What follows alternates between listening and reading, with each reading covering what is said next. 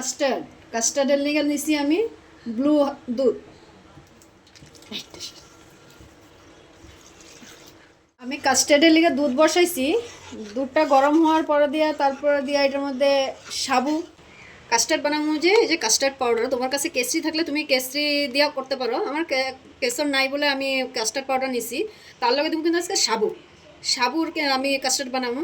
তার লেগে হলো এখানে আপেল, এখানে হলো ডালিম, আর এখানে নিচি হলো তোমার রেড কালার চেরিটা। কতটুকে বাস বানাইতেছি, তুমি রেসিপিটা দেখে নিবা।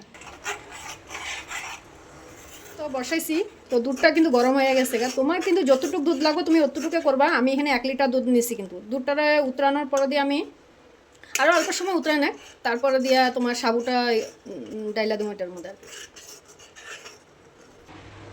এ দেখো আমি দুধটা তো উতরানো হয়ে গেছে, কিন্তু এখন আমি সাবুটা ঢেলে দিতেছি এটার মধ্যে।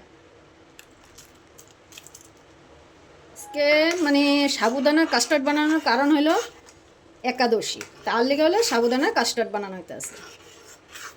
তোমরা কে কে একাদশী করো, তো তোমরা ইজিলি এটা বানায় খাইতে পারো। কেন কি আলাদা ফ্রুট খাইবা, আলাদা সাবুদানা খাইবা, তার থেকে দুধের লগে মিক্স করে কাস্টার্ড বানায় এক লগে কাম শেষ।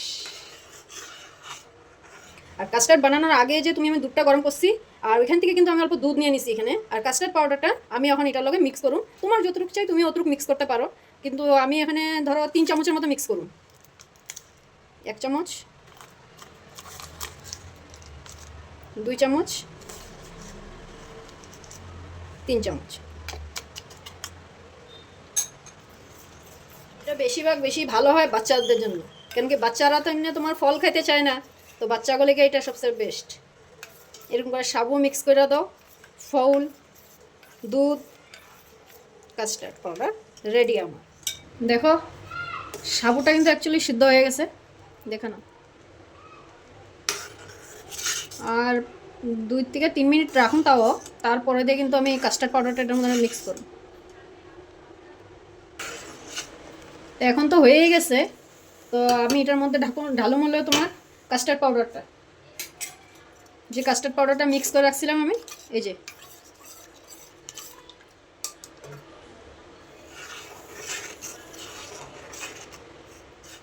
কেশর থাকলে কেশর দিতে পারতাম, কেশর নাই বললে মানে আমার কাছে কাস্টার্ড পাউডার আসলে, তো কাস্টার্ড পাউডার দিয়ে বানাইতেছি আমি। তারপরে ওখানে হলো আমি চিনিটা দিব। চিনিটা তোমরা যতটুক চাও অতটুক দিতে পারো। আমি কিন্তু ছোট কাপের, চায়ের কাপের 1 কাপ দিলাম এটার মধ্যে, কেন কি আমি এত মিষ্টি আমার ঘরে চলে না, তার লেগে আমি একটু কমে দিলাম।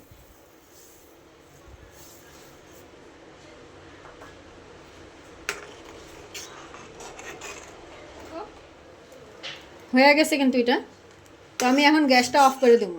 অফ করে 10 মিনিটের মতো আমি রাখার পর যখন এটা ঠান্ডা হয়ে যাবো, তারপর কিন্তু আমি ফ্রুট এটার উপরে ঢালা হইব ফ্রুটটা।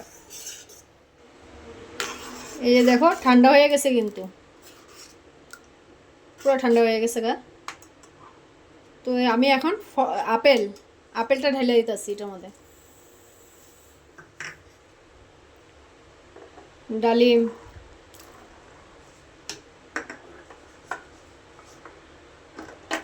চেরিটা,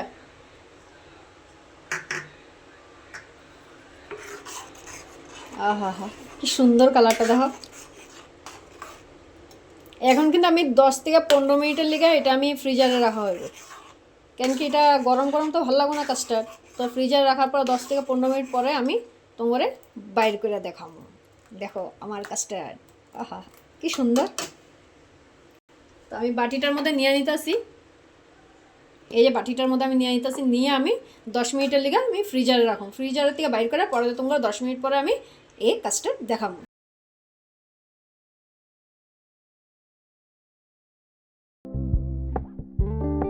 We're gonna keep it low key, keep it softly spoken.